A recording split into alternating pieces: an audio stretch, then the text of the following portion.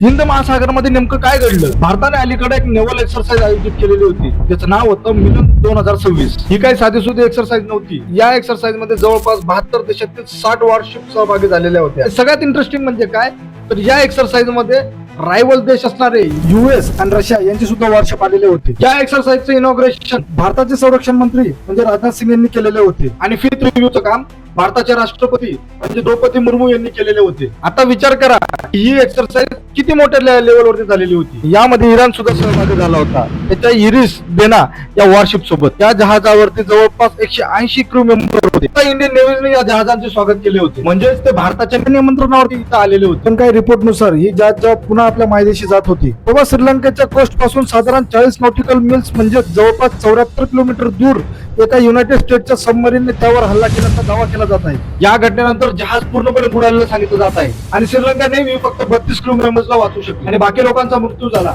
बाकीचे मृतदेह सापडले, बाकीचे कदाचित सापडणारे. US स्वतः या गोष्टीची मार्केटिंग सुद्धा करतो.